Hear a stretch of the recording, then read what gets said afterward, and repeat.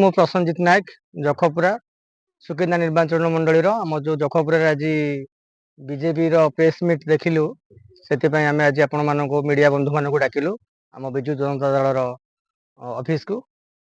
ମୁଁ ଆପଣମାନଙ୍କୁ ଆଜି এই ସାମ୍ବାଦିକ ସମ୍ମିଳନୀ ଦ୍ୱାରା ଆମ ଜଖପୁରା ଆଉ ସୁକିନ୍ଦା ନିର୍ବାଚନ ମଣ୍ଡଳୀର ବାର୍ତ୍ତା ଦେବାକୁ ଚାହୁଁଛି।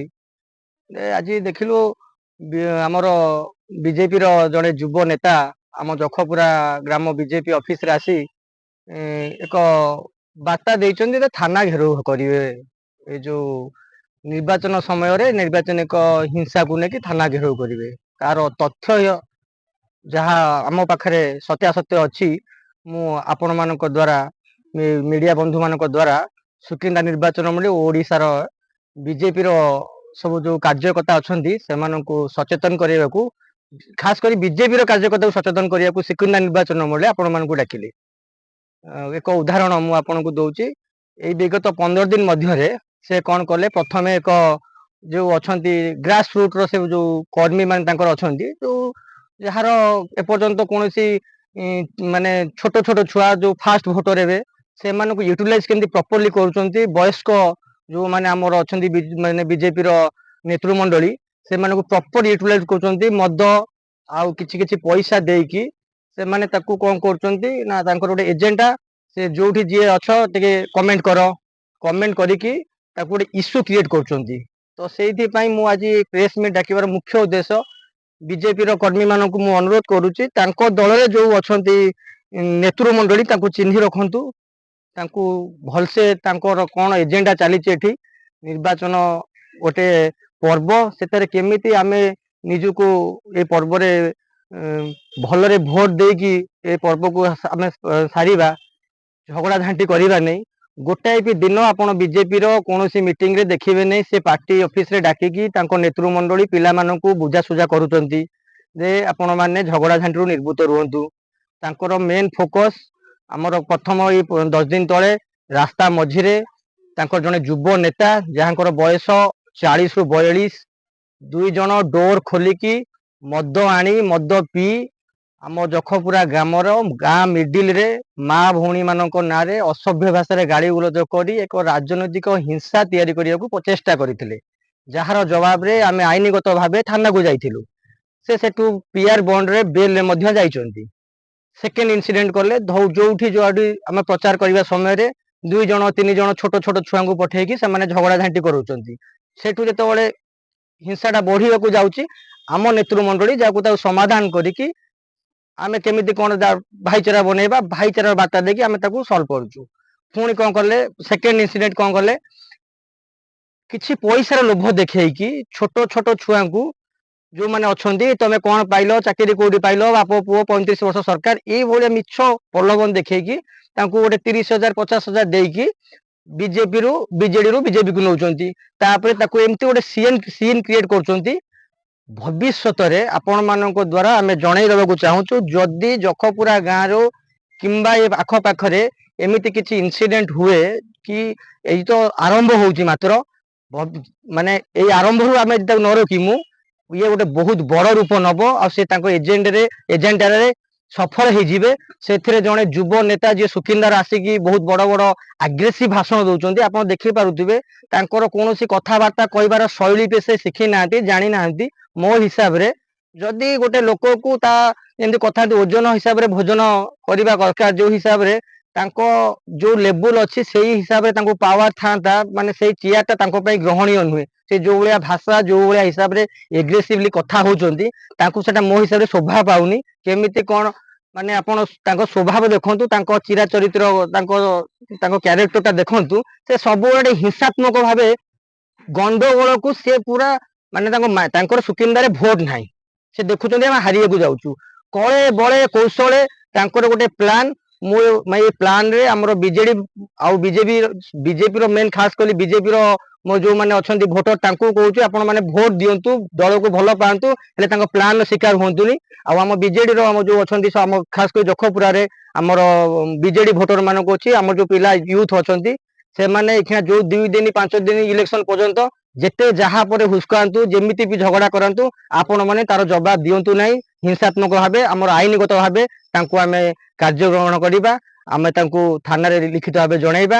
ଆ ଦ୍ୱାରା ଯଦି ଯୋଉ ଏବେ ବି ଯଦି ସେ ଏଥିରେ ବି ଲିପ୍ତ ରହିବେ ଆମେ ଆଗାମୀ ଦିନରେ ନିରବର ସହିତ ତାଙ୍କ ପାଇଁ ଆମେ ଥାନାରେ ହଉ ନିର୍ବାଚନ କମିଶନ ପାଖରେ ଆମେ ଧାରଣାରେ ବସିମୁ। ଆମେ କୋଉଠି ଘେରାଉ ହିଂସାର ବାଟ ନମୁନୁ, କୋଉଠି ଘେରାଉ କରିବୁନୁ, କୋଉଠି ଏମିତି ତାଙ୍କ ଭଳି ଅସଭ୍ୟ ଭାଷାରେ କୋଉଠି କାହାକୁ ଗାଳି ଗୁଲଜ କରିବୁନୁ, କମେଣ୍ଟ ପାସ୍ କରିବୁନୁ। ଆଉ ମେନ୍ ପଏଣ୍ଟ ଆପଣଙ୍କୁ ଖାଲି କହିଦଉଛି, ଏବେ ଆପଣ ଜାଣିଥିବେ ଗୋଟେ ଝଗଡ଼ା ହେଲା, କହୁଛନ୍ତି ସେ ନା ପ୍ରସେନଜିତ ନାୟକ ସେ ଝଗଡ଼ାର ଇଏ।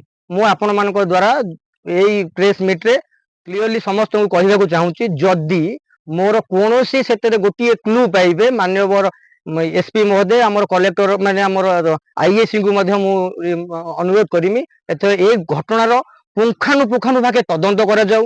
ଯଦି କାହାର କ୍ଲୁ ଅଛି, ଯୋଉ ବ୍ୟକ୍ତି କିଏ ହୁସ୍କେଇଛି, କିଏ ସେ ଖଣ୍ଡାଟା ପଠେଇଥିଲା, ସେଟା ସେ ଯୋଉ ପିଲା ହଣା ହେଇଛି ସତ କି ମିଛ, ସେ ପିଲାର ଖଣ୍ଡା କି ସେ ଖଣ୍ଡାକୁ ବିଜେପି ବାଲା ପଠେଇଛନ୍ତି ପଇସା ପତ୍ର ଦେଇକି, ସେ ଯୋଉଠି ଝଗଡ଼ା ହେଇଛି ସେଠି ସେ ବିଜେପି ପିଲାର ଘରଟା କେତେ ବାଟ, ଏଇ ଇନସିଡେଣ୍ଟ ଟା ପୁରା ଗୋଟେ ଭଲସେ ଗୋଟେ ତଦନ୍ତ ହଉ।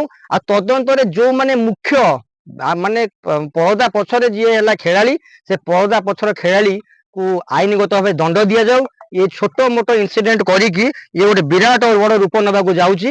ଆଗାମୀ ଦିନରେ ଅଶାନ୍ତ ସୁକିନ୍ଦା ସୃଷ୍ଟି ହେବାକୁ ଯାଉଛି। ଆପଣ ସବୁବେଳେ ଫୋନ ଫେସବୁକ୍ ଯେତେବେଳେ ଖୋଲିବେ ମାତ୍ରେ ସେ ଯୋଉ ଭଳିଆ ହିସାବରେ ଆଗ୍ରେସିଭ ଖାଲି ସୁକିନ୍ଦାଟାକୁ ବର୍ତ୍ତମାନ ଗୋଟେ ସେ ପୁରା କଣ କଲେଣି ନା ସୁକିନ୍ଦାରେ ନିଆଁ ଜଳେଇବାକୁ ଚାହୁଁଛନ୍ତି। ଭଗବାନଙ୍କ ଦୟାରୁ ଏପର୍ଯ୍ୟନ୍ତ କାହାର କିଛି ବଡ଼ କ୍ଷତି ହେଇନାହିଁ। କ୍ଷତି ହବା ପୂର୍ବରୁ ଆମେ ଜଣେଇ ଦଉଛୁ ଏଟା ତାଙ୍କର ଗୋଟେ ଏଜେଣ୍ଡା। ବିଜେପି ଦଳ ହେଲା ଗୋଟେ ବିଶୃଙ୍ଖଳା ଦଳ, ସେଠି ଶୃଙ୍ଖଳା ନାହିଁ। ଯେହେତୁ ସେ ଶୃଙ୍ଖଳା ନାହିଁ, ସେ ତାଙ୍କର ଯିଏ ମେନ୍ ଲିଡର ସେମାନେ ବି ସେ ବିଶୃଙ୍ଖଳିତ ଲୋକ, ତାଙ୍କଠୁ ଆପଣ ମାନେ ଦୂରେଇ ରହିବାକୁ ଆମ ବିଜେଡି କର୍ମୀ ମାନଙ୍କୁ ମୁଁ ଅନୁରୋଧ କରୁଛି। ଆ ଦ୍ୱାରା ମୁଁ ପ୍ରଶାସନକୁ ବି ଅନୁରୋଧ କରୁଛି, ଏବେ ଯୋଉ ଇନସିଡେଣ୍ଟ ହେଇଛି ସେଥିରେ ସେ ଖଣ୍ଡାଟି କାହାର, ସେ ଯୋଉ ପିଲା କଣ ପାଇଁ ଝଗଡ଼ା କରିବାକୁ ଆସିଥିଲା ତା ସହ ପରିବାର ଧରିକି, ଆଉ ଏଥିରେ କାହାର କାହାର ବ୍ୟାକ ଡୋର ରେ ହାତ ଅଛି, ସେମାନଙ୍କୁ ତୁରନ୍ତ ଇନଭେଷ୍ଟିଗେସନ କରାଯାଇ ଆରେଷ୍ଟ କରାଯାଉ। ମୁଁ ତ ଆପଣମାନଙ୍କୁ କହିଲି ନା, ସେଠି ଯଦି ଯାହା କିଏ କୋଉଠି କାହାର କେତେବେଳେ ଝଗଡ଼ା ହଉଛି, ତା ମାନେ କଣ ଆଜିକା ଡେଟ ରେ ନିଜ ଭାଇ ନିଜ ପାଖରେ ନାହାନ୍ତି। ତ ଆମେ ଯେହେତୁ ଗୋଟେ ଦେଖନ୍ତୁ ଗଣତନ୍ତ୍ରରେ ସମସ୍ତଙ୍କର ଅଧିକାର ଅଛି ନିର୍ବାଚନରେ ହସ୍ତକ୍ଷେପ କରିବାର, ନିର୍ବାଚନରେ ପାର୍ଟିସିପେଟ କରିବାର, କୌଣସି ଦଳ ପାଇଁ ପ୍ରଚାର କରିବାର। ଯଦି କିଏ କୋଉ ଦଳ ପାଇଁ ପ୍ରଚାର କଲା ସେଥିରେ କାହାର କଣ ଦୋଷ? ମୁଁ ବ୍ୟକ୍ତିଗତ ଭାବେ ଯଦି ମୁଁ ସେଇ ଯେକୌଣସି ଯୋଉ ଅଭିଯୋଗ କରୁଛନ୍ତି ବିରୋଧ ଦଳ, ମୋର 1% ବି ଯଦି ସେମାନେ କୋଉଠି ଗୋଟେ କ୍ଲୁ ଦେଖେଇଦେବେ, ତାହେଲେ ଆଇନ ହିସାବରେ ଆଇନଟା କାମ କରିବ। ବିଜେପିର ଯୋଜନାବଦ୍ଧ ଷଡ଼ଯନ୍ତ୍ର କି ଇଏ ବିଜେପିର ଖାଲି ସୁକିନ୍ଦାରେ ନୁହେଁ, ସାରା ଭାରତ ବର୍ଷରେ ବିଜେପି ହଉଛି ଗୋଟେ ବିଶୃଙ୍ଖଳିତ ମାନେ ଦଳ। ଆପଣ ମାନେ ଯୋଉଠି ଦେଖିବେ ତାଙ୍କ ଦଳରେ ଶୃଙ୍ଖଳା ବୋଲି ଗୋଟେ ଶବ୍ଦ ନାହିଁ। ତାଙ୍କର କେବଳ କେବଳ ବିଶୃଙ୍ଖଳା, ମାନେ ସେ ବିଶୃଙ୍ଖଳା ନହେଲେ ଆଉ ଏ ଦଳର ଭୋଟ ବ୍ୟାଙ୍କକୁ ସେ ଜାଣିଛନ୍ତି ଡିଭାଇଡ ପଲିସି ନ କଲେ ଭୋଟ କରିପାରିବେ ନାହିଁ। ବିଶୃଙ୍ଖଳା ଦଳରେ ଆପଣ ଆଉ କଣ ଏକ୍ସପେକ୍ଟ କରିବେ? ମାନେ ବିଜେପି ମିଛ ଅପପ୍ରଚାର କରି ବିଜେଡି ଠାରୁ ଭୋଟ ନେବାକୁ ଚେଷ୍ଟା କରୁଛି। ଔଷଧ ବିକଳରେ ବର୍ତ୍ତମାନ ବିଜେପି ତାଟିଆ କାମୁଡିବାର ଅବସ୍ଥା। ଆଉ ମାତ୍ର କେତେ ଦିନ ରହିଲା, 3 ରୁ 4 ଦିନ, ସେ ଦେଖୁଛନ୍ତି ତାସ ପତା ଭଳିଆ ତାଙ୍କର ସମସ୍ତ ଆମର ଯୋଉ 49ଟି ପଞ୍ଚାୟତ ଅଛି, 49ଟି ପଞ୍ଚାୟତ ମଧ୍ୟରୁ ସେ 6-7ଟି ପଞ୍ଚାୟତ ଛାଡିଦେଲା ପରେ କୌଣସି ପଞ୍ଚାୟତରେ ଲିଡ୍ ନେଉନି। ତାଙ୍କ ମୁଣ୍ଡ ଆଉ କାମ କରୁନି। ଔଷଧ ବିକଳର କଣ ପାଇବ, ମାନେ କଣ କରିପାରିବେ ସେମାନେ? ବର୍ତ୍ତମାନ ତାଟିଆ କାମୁଡିବା ଆରମ୍ଭ କରିଦେଲେଣି। କିଛି ନା କିଛି ଗୋଟେ ଇସ୍ୟୁ ଦେଖେଇବେ। ମୁଁ ଆପଣଙ୍କୁ ଲେଖିକି ଦେମି, ଆପଣ ମାନେ ମୋର ଗୋଟେ ବଣ୍ଡ ପେପର ଲେଖି ରଖନ୍ତୁ। ସେ ଯୋଉ ଦିନ ନିର୍ବାଚନ ହାରିଦେବେ, ବାହୁବଳୀ ନେତା, ଟଙ୍କା ଦ୍ଵାରା ଜିତିଲେ, ଏସବୁ ପ୍ରକାର ଅପପ୍ରଚାର କରିବେ। ତାଙ୍କ ପାଖରେ କିଛି ଆଉ ମୁର୍ଦ୍ଦା ନାହିଁ। ମୁର୍ଦ୍ଦାହୀନ ରାଜନୀତି କରିବାକୁ ଏବେ ବିଜେପି ଆଗଭର ହେଇଛି। ଆଉ ଏଥିରେ ସେ ଷଡ଼ଯନ୍ତ୍ରରେ ସାଧାରଣ ଲୋକ ବହୁତ ଚାଲାକ ହେଇଗଲେଣି। ଆମର ଖାସ କରି ସେ କଣ କହିଲେ, ସୁକିନ୍ଦାର ଗୋଟେ ଲଢୁଆ ବୀର ଗାଁ ବୋଲିକି, ଲଢୁଆ ନୁହେଁ ସ୍ୱାଭିମାନ ଗାଁ ଅଛି ଜଖପୁରା। ଜଖପୁରା ଗାଁ ସାରା ମାନେ ସୁକିନ୍ଦାର ଗୋଟେ ସ୍ୱତନ୍ତ୍ର ପରିଚୟ। ଜଖପୁରା ଗାଁରେ କିଏ ବାହାରୁ ଆସି ଏଇଭଳିଆ ମାନେ ବାଇଟ ଦେଇକି ପିଲାଙ୍କୁ ଭାବୁଛନ୍ତି ମାନେ କଣ କହିଲେ ଘେରାଉ କରିବେ। ଘେରାଉଟା କଣ କାହା ପାଇଁ କରାଯାଏ ସେ କଣ ଜାଣିଛନ୍ତି? ନିଜ ପାଇଁ ନିଜେ ଘେରାଉ କରିବେ। ସେ ଘେରାଉକୁ ଆମେ ସ୍ୱାଗତ କରିମୁ, ସେ ଇନଭେଷ୍ଟିଗେସନକୁ ଆମେ ସ୍ୱାଗତ କରିମୁ।